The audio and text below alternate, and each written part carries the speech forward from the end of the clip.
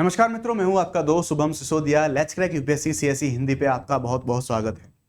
दोस्तों, आप लोग जानते हैं अब तक अगर आपको दो सिम आप अगर यूज करते हैं तो आपको दोनों सिम को चलाने के लिए, यानी कि आपका जो सेकेंडरी सिम होता है उसको चलाने के लिए आपको भारी भरकम रिचार्ज करना होता था 300 रुपए 350 रुपए तक का। अभी ट्राई ने कुछ नए नियम इशू करे हैं। नए नियमों के तहत ट्राई ने कहा है कि अगर आपको 90 दिन तक अपना सिम चलाना है तो केवल 99 रुपए में आप इस सिम को एक्टिव रख सकते हैं। क्या है पूरा मामला, इस मामले के बारे में हम जानेंगे। दरअसल telecom regulatory authority of India, यानी कि जिसे हम ट्राई बोलते हैं, ये ट्राई जो टेलीकॉम सेक्टर का रेगुलेशन करता है, उसका विनियमन करता है और जो भी ग्राहक हैं उन ग्राहकों के हितों का संरक्षण करता है। साथ ही साथ इस पूरे मार्केट को कॉम्पिटिटिव फेयर बनाए रखने के लिए इसमें कोई ऐसी अनुचित प्रथाएं उनका पालन ना किया जाए, समय समय पर अपने कुछ ऐसे हस्तक्षेप में वो हस्तक्षेप करता रहता है। बिकॉज जो रेगुलेशन की जिम्मेदारी इसी अथॉरिटी को दी गई है। इसी तरह से अब इन जो कंपनियां, जो मेजरली में आप में से ज्यादातर लोग एयरटेल, वोडाफोन, जियो, आइडिया, इन्हीं कंपनीज का इस्तेमाल करते होंगे, तो अभी इन्हीं जो कंपनियों के जो सभी जो उपभोक्ता हैं, सभी जो कस्टमर्स हैं, अभी इनके हितों का संरक्षण करने के लिए ट्राई ने कई कुछ नए नियम जारी करे हैं। ये नए नियम क्या है, इन नए नियमों के बारे में जानकारी करते हैं डिटेल से। आप लोग जानते हैं कि आजकल ज्यादातर लोग डुअल सिम का जो फोन होता है उसका इस्तेमाल करते हैं। ज्यादातर लोग स्मार्टफोन्स का यूज करते हैं और जो इस स्मार्टफोन्स में हम दो सिम यूज कर रहे होते हैं, इन दोनों सिम्स में से ज्यादातर टाइम पे हम एक ही सिम का यूज कर रहे होते हैं। एक ही सिम से हमारी कॉलिंग, एक ही सिम से हम जो डेटा उसका इस्तेमाल कर रहे होते हैं। बट बिकॉज ऑफ जो हमारा सेकेंडरी सिम है, हमारा जो दूसरा सिम है, हमें उसको एक्टिव बना के रखना है। तो एक्टिव बनाए रखना है तो उसके लिए हमें 300 से लेके 350 तक का चार्जेस हैं। ये चार्जेस अप्लाई होने और हमें रिचार्ज करना पड़ता है, क्योंकि अगर हम जानते हैं अगर हम इसको सिम को चालू नहीं रखेंगे, इसमें रिचार्ज नहीं करेंगे तो सिम बंद हो जाएगी। और उसके लिए अब तक कोई ऐसे प्रावधान नहीं थे कि सरकार कुछ ऐसे प्रावधान अब तक नहीं लेके आई थी कि कुछ उसके लिए अलग से कुछ मिनिमम कुछ बैलेंस जैसी चीजें हों। वही डेटा वाले जो पुराने हमारे जो पैकेजेस होते थे उनसे हमें रिचार्ज करना था। तो इन्हीं सारी समस्याओं का समाधान करने के लिए अभी ट्राई के द्वारा कुछ नए नियम इशू करे गए हैं। अगर सामान्यतः हम लोग बात करें तो ट्राई के जो कुछ रूल्स हैं उन रूल्स के बारे में बात कर लेते हैं।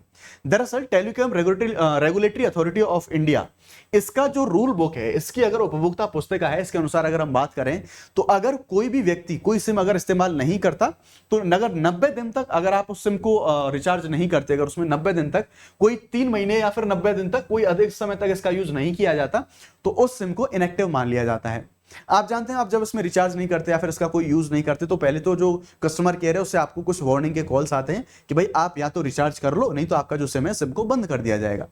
इनकमिंग भी बंद हो जाती है, सारी जो ऑपरेशन है वो सारे ऑपरेशन बंद हो जाते हैं। तो ये दरअसल जो पूरा रूल बुक है जो हमारा ट्राई है, ट्राई के रूल बुक में सारी चीजें लिखी गई हैं।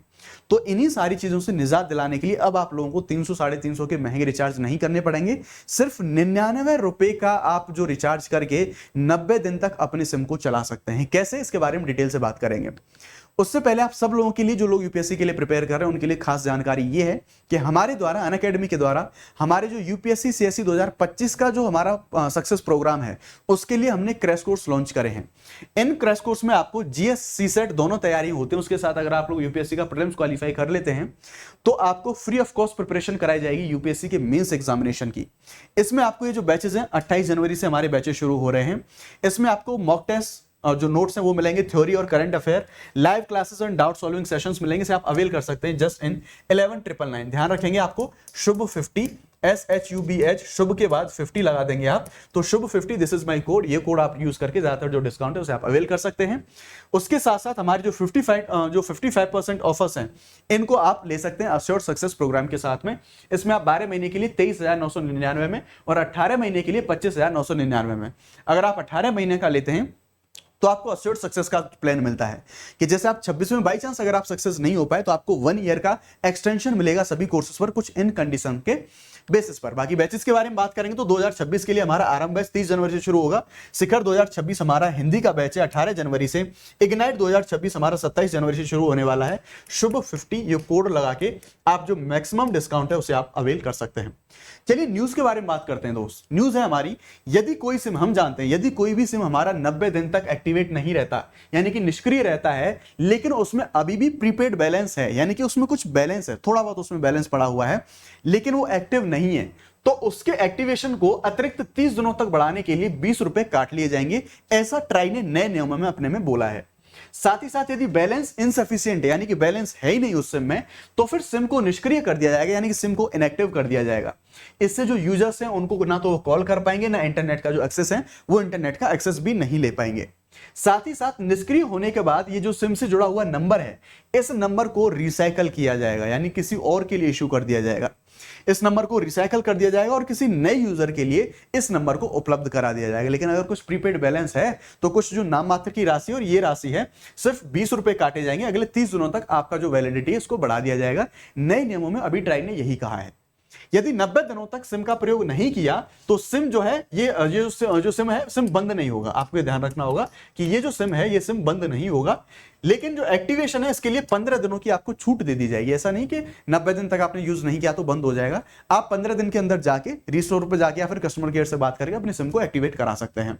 17 जनवरी को सरकार ने डिजिटल भारत निधि, इसके द्वारा वित्त पोषित 4G मोबाइल टावर हैं, इनके लिए एक जो प्रदर्शनी है ये आयोजित करने वाले कार्यक्रम था। इसमें इंट्रा सर्कल रोमिंग ये सुविधा शुरू करी थी। क्या थी ये सुविधा?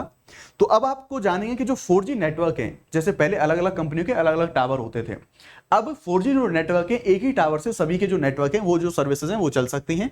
ये जो पहले किसी भी नेटवर्क के ग्राहकों को एक ही डीबीएन समर्थित टावर के माध्यम से 4G सेवाओं तक पहुंचने की अनुमति देता है। ये पूरा का पूरा जो इनिशिएटिव है ना, ट्राई ने ये जो डिसीजन लिया है, क्यों लिया है, ट्राई का क्या काम है, ट्राई करता क्या है, ट्राई के क्या कुछ फीचर्स हैं जो हमें पता होने चाहिए। तो हम जानते हैं ट्राई जो telecom regulatory authority of India, ये हमारे टेलीकॉम सेक्टर को रेगुलेट करता है। और जैसे मैंने आपको शुरुआत में बताया कि जो टेलीकॉम सेक्टर में जो हमारे इस क्षेत्र के जितने उपभोक्ता हैं, जितने ग्राहक हैं, उन सबके स्टेक्स को बनाने के लिए, मार्केट में फेयर प्रैक्टिसेस को बनाने के लिए, कॉम्पिटिटिवनेस को बनाए रखने के लिए ट्राई समय समय पर कुछ हस्तक्षेप करता है, कुछ इंटरवेंशन करता है। तो उसी आधार पर अभी ये डिसीजंस लिए गए हैं। जानते हैं ट्राई के बारे में। तो ट्राई, इसकी स्थापना 20 फरवरी 1997 को भारतीय दूरसंचार विनियामक प्राधिकरण अधिनियम 1997 के द्वारा होती है। यानी कि ये हमारा एक स्टैट्यूटरी बॉडी है। क्यों? क्योंकि सांविधिक हम इसे बोल सकते हैं। क्यों? क्योंकि इसकी स्थापना एक एक्ट के माध्यम से हुई है। ठीक है ना। ये जो दूरसंचार सेवाओं का रेगुलेशन करता है, जैसा टेलीकॉम सर्विसेज के बारे में मैंने आपको बताया, इसका उद्देश्य है निष्पक्ष और पारदर्शी नीतिगत माहौल बना के रखना और समान अवसर उपलब्ध कराने और निष्पक्ष प्रतिस्पर्धा को सुगम बना के रखना। इसके हेडक्वार्टर के बारे में बात करें तो नई दिल्ली में इसका हेडक्वार्टर है। अध्यक्ष और अन्य सदस्यों की जो नियुक्ति है 3 वर्ष या फिर अवधि 65 वर्ष होती है। इनकी नियुक्ति सेंट्रल गवर्नमेंट के द्वारा करी जाती है, ध्यान रखना होगा। साथ ही साथ इनका जो रिमूवल है वो रिमूवल भी सेंट्रल गवर्नमेंट के द्वारा किया जाता है। ठीक है ना। आगे हम बात करेंगे तो ट्राई की सिफारिशें केंद्र सरकार पर बाध्यकारी नहीं होती, यानी कि इसकी जो सिफारिशें हैं वो सलाहकारी प्रकृति की होती हैं। यानी कि जो सरकार है वो सरकार इनकी सिफारिशों को मान भी सकती है, नहीं भी मान सकती है, कंप्लीटली डिपेंड करता है सरकार के ऊपर। तो ये था पूरा मामला। अभी की अपडेट ये थी ट्राई के द्वारा जो अपडेट जारी करी गई है। आई होप वीडियो अच्छा लगा होगा। वीडियो अच्छा लगा है तो प्लीज वीडियो को लाइक जरूर करें, चैनल को सब्सक्राइब करें। Thank you very much. जय हिंद।